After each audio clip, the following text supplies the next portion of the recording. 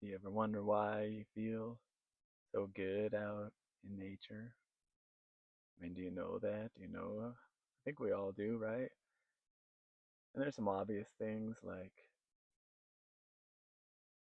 fresh air and sunshine, moving our body, things like that. But there's something deeper to it, and maybe often, definitely often overlooked and forgotten in our modern context. I was just thinking about the medicine of the moment, all the ways that we feel anxiety and stressed out in life or stuck in our patterns or in our triggers and programs and all the stresses and all the things about life, right? And then if you're lucky enough, like I've been, and to get out into the wild,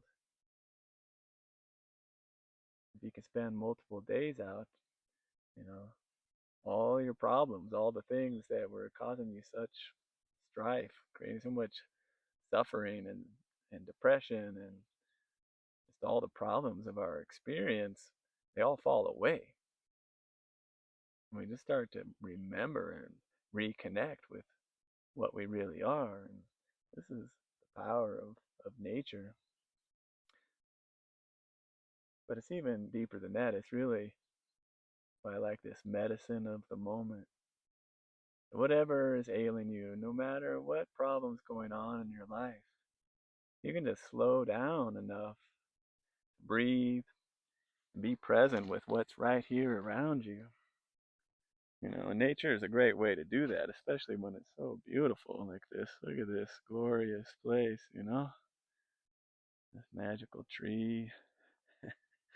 Love this place. And this literally is medicine. Been up here gathering some nettles. If you don't know nettle, there's this amazing one here, and called stinging nettle because she literally does sting you, and that can be a healing thing. What it does for your body, getting that little energy of those that like burning sensation, but also all these dandelions, the flowers, the leaves, the roots, incredibly healing for our gut and for our body. And one of my practices is whenever I'm out in nature, and it can be anywhere. The wild is everywhere, but it's even more spectacular the more like really wild you get. But I like to eat things as I'm going along the trail, just grazing on some of the things around, the fruits that you can eat, the berries or the little flowers or leaves, things, even tips of pine needles. Look at this beautiful place. Just to help bring me into the resonance of the wild and of this deep stillness, deep presence of nature. Because in my way of seeing things, nature is the highest vibration of love, peace, of oneness, of God, of the very source of life. This is it. This is where it happens. And then, our human existence and all the modern world and all the ways that it's amazing is what creates all the suffering for us. And, of course, maybe you could say when, the wild is terrible also, right? We can die very easily out here. So our domesticated world is definitely something we've cultivated for beautiful reasons. But maybe we've forgotten something, or we get disconnected from some of that vitality that the wild can bring us. So just being out helps us tune into that vibration, and eating the medicines, eating the plants of the wild can help us find more of that vitality within ourselves. And then the breath, the fresh air, and movement and all that is great and essential also. So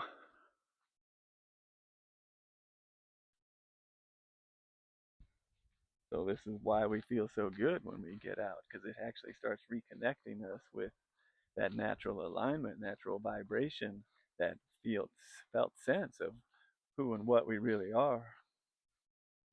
And this is the gift that nature can bring into our lives. Um, and never something to be taken for granted or to forget about. But also, she's a teacher, helping us to remember who and what we really are, helping us to tune into that natural vibration and to feel that, you know, and learn how to be that in our lives. That's part of the spiritual path. When you begin to learn how to vibrate, resonate, attune to your natural state on purpose, and to be an embodiment of that in the world. That's what spiritual evolution is about, and that's what helping others to do through this channel and the other work that I share. Because I believe this is the way we evolve as a human species, and this is actually our natural way of being, that we've actually allowed ourselves to go down a path where we've disconnected from that natural essence. And all the ways that technology and all these things are fun and beautiful and amazing, and I'm not saying we need to get rid of that. It just actually can, maybe we can bring a little more of this wild vitality, this essence, this vibration, this frequency of real freedom into our daily lives, into who we are, and into the world that we're living, into our families and our workplaces. And we can have this medicine of the moment, which is why it's really beautiful as a teaching, as a practice, because no matter what's going on, if you can slow down to the point and take a breath and feel into your heart, creating that state of coherence, right? It can take just a second. You can just tune in, feel into your heart, and create that alignment, that resonance, remembrance. One breath. And then take a look around. Notice the beauty of, the people you're with, or if you're in a meeting, the wood on the table, or there's some flowers and they look pretty, or and just noticing that people are together and something is happening. It's the moment that expands us out, right? This is why the power of now is so powerful, and why we need that. Learning how to tune into that now moment and in our body brings us into that vibration and that presence that's right here of our true self. And this is God. This is bringing God into the moment. That's the medicine. This true vibration of the source, the oneness that we are. And this is what I'm calling God mode, when you're living in life in this place of knowing this, what you are, and embodying that here, bringing God in, medicine, spirit, the source, the truth of who you are, experiencing reality as that right here, right now, and no matter what you're doing.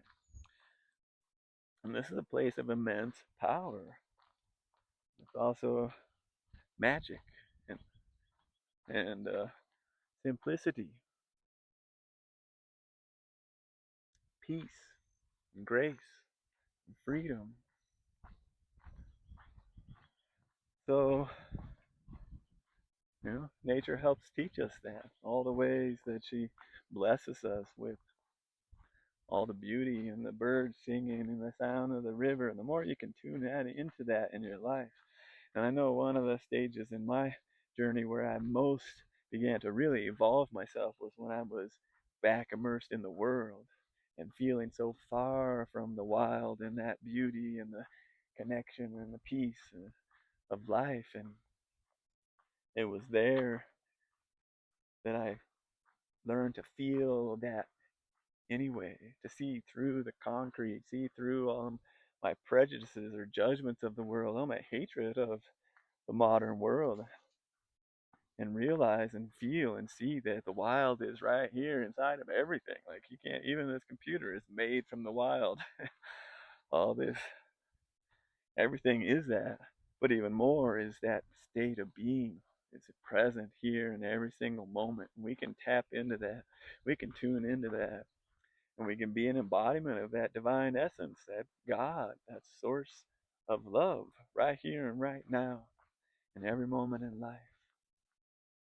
So, but it takes practice, it takes deliberate intention, it takes the desire to be that, and the work to go on the journey of learning to integrate and embody all this, and most primarily to learn to be in the heart, This is why coherence is such a beautiful and powerful thing.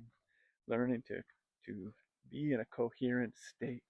This is where this is the doorway into our natural resonance, our true power. And that comes through focusing into the heart, focusing your mind and feeling into your heart and feeling gratitude for the gift of this glorious life or whatever it is that you can find that lights you up. It's because when we focus into the heart with our mind and feel, we begin to bring these two parts of our awareness together, our thought and our feeling, and it creates this fulcrum, this powerful fulcrum for evolutionary potential. Fulcrum is that pivot point that gives you leverage, right? This heart coherence gives you leverage for your spiritual evolution. It like catapults you into that higher resonant frequency experience of yourself and of life. But you need to be in the heart. You need to learn how to create this fulcrum of freedom by bringing your mental awareness and your feeling awareness together and bringing that into the heart. This is the supreme teaching, the supreme power that you have.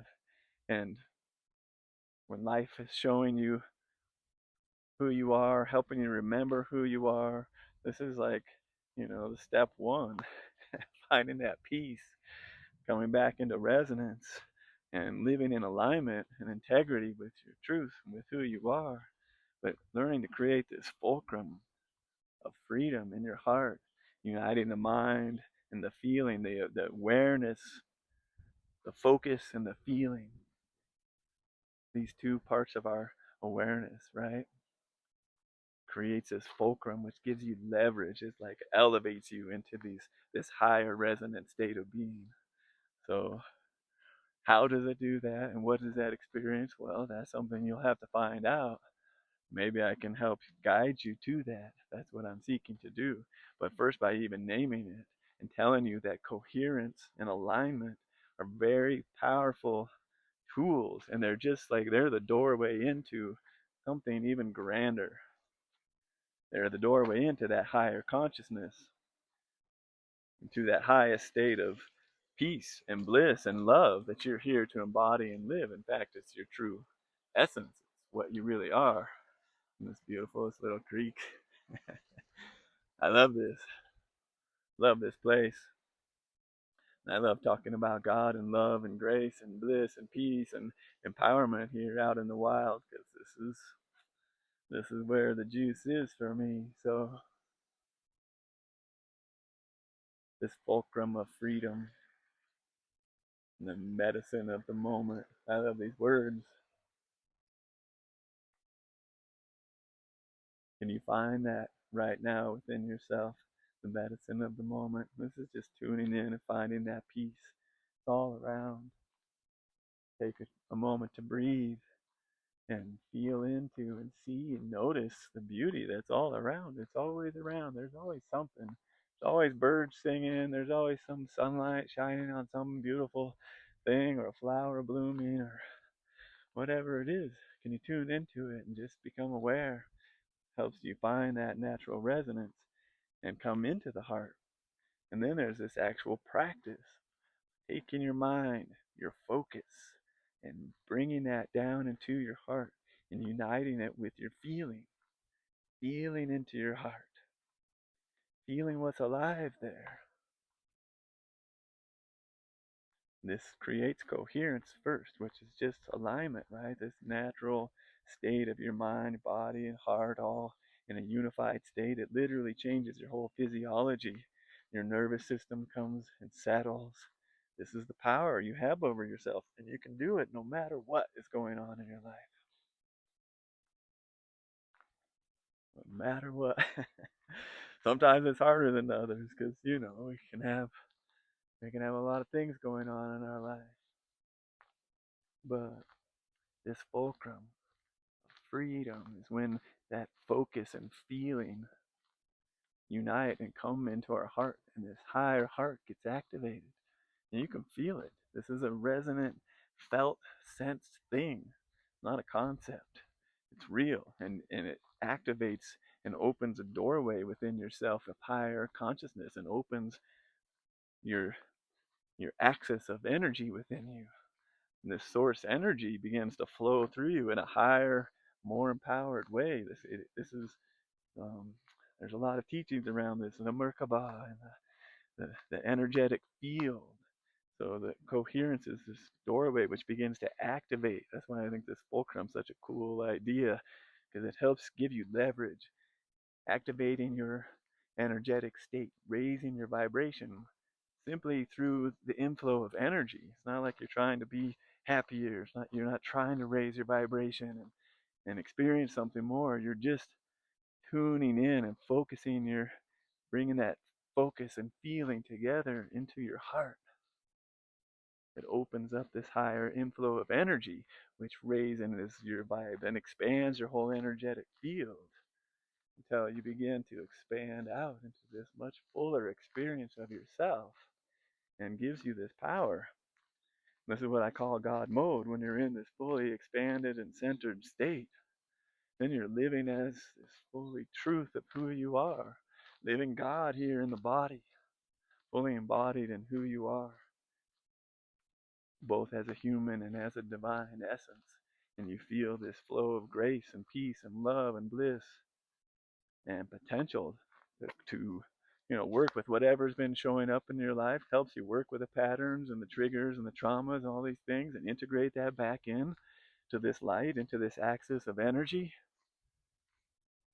and create what you want. You can create a state of peace. You can create confidence and joy by thinking it and filling this field with what you want to create and experience in this moment. This is what we really are. This is what's possible. The medicine of the moment. You just come still and be present to what is. Gives you access to that greater capacity to be that simple. And then there's so much more in this fulcrum, fulcrum of freedom. Learning to bring your focus and your feeling together and into the heart. It's a magical and powerful thing. And I would say I sort of discovered it on accident, just following my life, following my guidance, following my suffering that kept leading me deeper into. And then as I discovered this capacity, began living from this, and then looking for teachings, looking for things talking about how to do this, and now I'm here sharing it with you, hoping to help you to learn how to be the truth of who you are, how to find the greatest alignment within yourself, alignment to truth and to love and to peace and to God, the source, creator within yourself and within your heart, through your heart. It's all there, right here. Ah, it's right here. You're right here. And it's beautiful. Wherever you are, whatever you are, what's happening, I love you. God loves you. Life loves you. Wants you to be what you are, which is love. Be the source of love. And it's right here. And when you forget, you've got me, you've got others to help you remember. We need each other. And we've got nature here to remind us how to be what we are. So there you go. Thanks for tuning in. I'll see you on the next one. Many blessings. Much love.